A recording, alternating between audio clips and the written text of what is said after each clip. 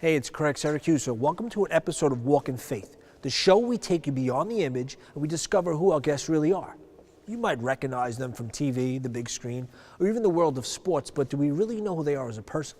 Do you know what motivates them? Do we know what inspires them? Well, that's what we're here to find out. On today's episode, I had the opportunity to talk with actor Sam Worthington about his role in the film The Shack, where he plays a man seeking faith and hope after suffering a devastating loss. Stay tuned to hear about Sam's own spiritual journey and walk with us.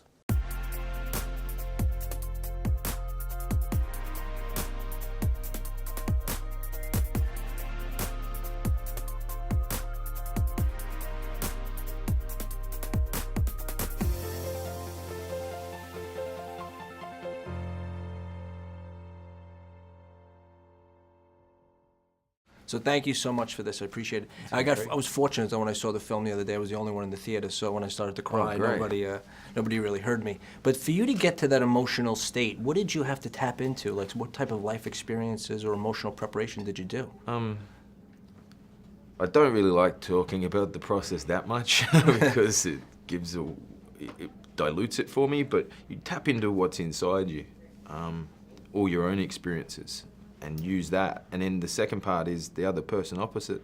So either the world that you've created or the other actor, that helps you unleash it. And if you're truthful and honest, it works.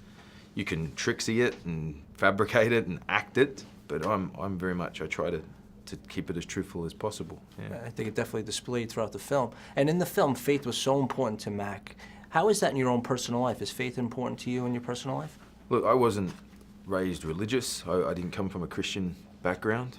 When I was about 19, my friend gave me a Bible, said, look, you're a bit hectic, calm down a bit, maybe read this. There might be some lessons to learn in it, and I did.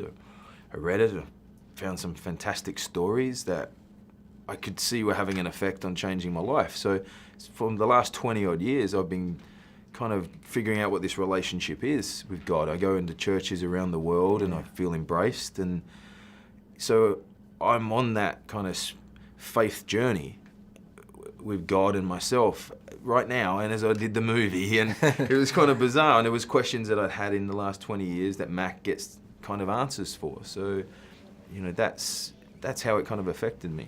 Yeah, I saw that. Now, what was because especially for me, after reading the book and watching the movie, what was your emotional state like during the filming and after reading the script? What happened immediately afterwards? I read it. Sometimes you choose a movie because, you know, the actor's great, the story, the way they're going to do it is compelling. And this one I just read, and emotionally kind of, there were things that struck a chord with me. When he says to his daughter, I can't do this alone, you know, and I kind of went, I get this, it's viscerally affecting me. So that's why I wanted to do the story. And then that kind of takes its toll when you film it. How do you separate the two? Like, how do you separate the character and your personal life? It's hard. But I have kids, I have a wife that tells me to stop, and you have to, you know, leave your work at the door and come in. But it changes you, and hopefully you're doing a movie, this is a hopeful movie, so hopefully it was changing me for the better in a weird way. But with kids, you can't bring your work home with you. Yeah. And in the film, prayer was so important to Mac and his family. Is prayer important to you? Do you pray? Do you ask God for anything? A friend of mine asked me this the other day. I said to him, when my kid is upset, I can hold my kid. My kid's like 2. He can't tell me what's wrong, but I know that by giving him a hug, I'll make him feel better. So sometimes when life's been a bit overwhelming for me, I pray to God, and God almost isn't talking to me. He's not giving me the answers, but I feel that calm. I feel that hug, and that's kind of how it feels when I pray. Like, it has that same kind of comforting factor that I don't know what the answers are, just like Mac doesn't know how to begin, but I do feel better, and I feel that helps me on my way. So yeah. I like that. And one thing, because I have a son too, a 1-year-old, and I always say to myself, how do I explain what heaven is, or how do I explain what God is? Like, what do you picture? Like, what would you tell your kids if they... At the moment, I'm trying to figure out how to tell him what life is. You know what I mean? My son's 2, and I have a even younger boy. Wow. So you look at them, and those kind of questions that I'm searching for, I'm searching out for what life is, so hopefully we can do it together, I think, and figure it out together. And in the film, Mac has to forgive, his father as well as, Have you in your own personal life ever had to forgive someone like that? And is there anything that's just completely unforgivable? No, I think everything is, I think that's what the Bible teaches you. Everything is forgivable. Everything you can move through.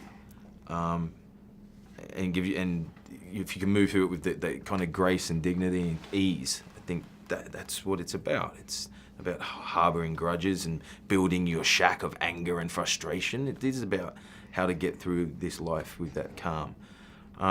In regards to me, yeah, of course, I've had frustrations and I've had to learn how to forgive myself a lot. It's a very hard lesson. It's the same lesson that Max struggles with, because you don't know where to begin. And sometimes your relationship with God, that's all you need. Mm-hmm. There's someone there that even if you feel completely alone and desperate, there is someone there that can help you. He's always listening. Yeah, always. And like you said, I'm a father, and you're a father, and that has completely changed my life. It puts life in perspective. Yeah, absolutely. For you, what was it like, or what is it like now being a father? You just said it. It's life affirming. You now know what I'm doing. In regards to when I work, it's not. I call having kids the antidote to selfishness. So and they rule my world. That's it, 100%. Them and my wife. Yeah, it's a great feeling though. Yeah. What was your relationship like with your parents? It's good. My parents are, luckily still together. They live in Australia, so the distance kind of sometimes helps when we get a bit passionate with each other. But it was good. I had a great, easy upbringing. My dad was very good. At 17, my dad sent me to the other side of Australia. He said, "Work your way back, son," because I didn't really know what to do with my life. Now, to have the courage to do that and release his son to the world and trust that his son will grow up and come back, and my dad's always been very open that I find my own way and make my own mistakes, because as he said, that's through the mistakes you figure it out. You figure out what the type of person you want to be is. So that kind of fallibility has always been something I've gravitated towards.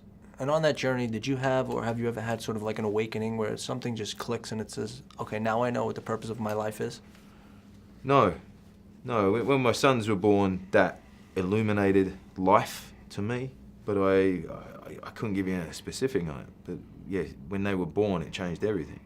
Did this film inspire you as a person, or has it changed you or brought you closer to your faith, or I think it to your family? Calmed me down. I think it made me realize you don't have to be ashamed to say that you believe in God. I think that's, unfortunately, sometimes in this world it's a bit taboo, sometimes.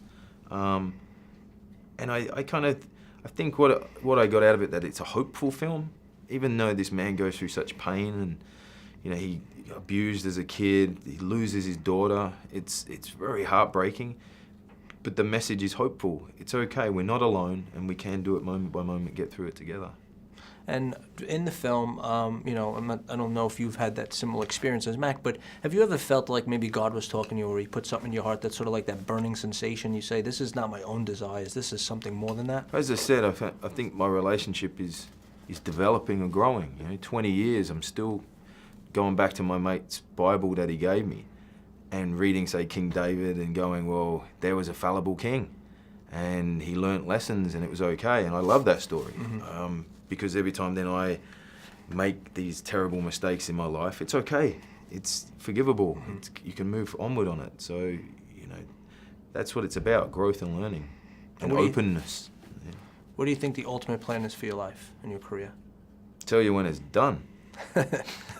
Yeah, I always look at a career as something in retrospect, that I can look back on and go, all right, those choices were made at that time because of this reason. But when you're in the moment, in the present, it's very hard to kind of analyze that, and I don't want to. And last question is, when during that meal, when Jesus and God cooked for you, what did you think about? Like, what did that food taste like? Because it was such a funny scene. I just thought of the best thing my wife's ever cooked for me. What was that? Everything. Every day she cooks something perfect. See, I'm a good husband. I know, they'll never forget that. Happy wife, happy life, man. That's it. Thank you very much. I really appreciate this opportunity. Cool, no worries. It was great talking to you. Hey, that's our show for today, and I hope you enjoyed it. Always remember, we have the ability to inspire and evangelize through our words and actions. Till next time, thanks for walking with us.